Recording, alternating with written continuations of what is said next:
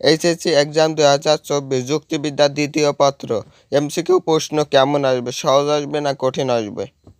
একটি বোর্ডের জন্য দুঃসংবাদ এবং সকল বোর্ডের জন্য সুসংবাদ, যেটা আমি আগের থেকে বলছি। তো আমার ভিডিওটি পুরো দেখবেন। আউযুবিল্লাহি মিনাশ শাইতানির রাজিম, বিসমিল্লাহির রহমানির রহিম। মহান আল্লাহ তাআলার নামে শুরু করছি এবং 5 মিনিট ক্লাসের পক্ষ থেকে সবাইকে আন্তরিক শুভেচ্ছা এবং অভিনন্দন। আমাদের চ্যানেলে যারা নতুন, চ্যানেলটি সাবস্ক্রাইব করে রাখুন। তো আমি এবার মূল বিষয়ে যাচ্ছি।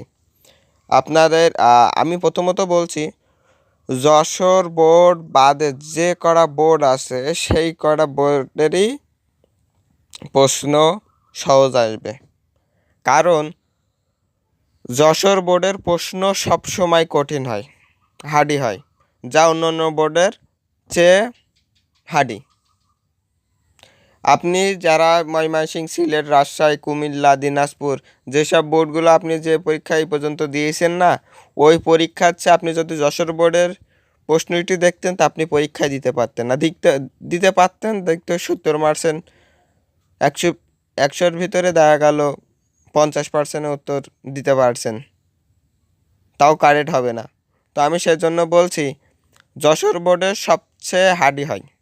এমসিকিউ বলেন আর রিটেন সাইড বলেন, যেটাই বলি, সকল যশোর বোর্ডের সবচেয়ে প্রশ্ন হার্ডি হয়। সেজন্য আপনাদের খুবই গুরুত্ব সহকারে পড়া, এবং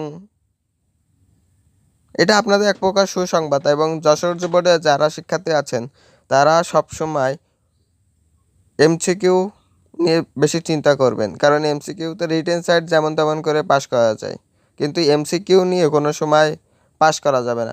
শুধু যশোর বোর্ডই না, এই কথাটা সকল বোর্ডেরই।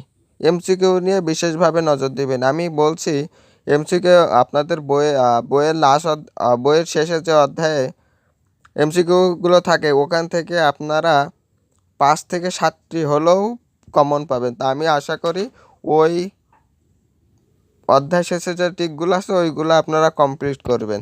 তো আজকে ভিডিওটি এই পর্যন্তই। ভিডিওটি ভালো লেগে থাকলে লাইক, শেয়ার, কমেন্ট এবং চ্যানেলটি সাবস্ক্রাইব করে রাখবেন। আরও নিত্য নতুন নিউজ পেতে হলে সবাইকে ধন্যবাদ। আসসালামু আলাইকুম।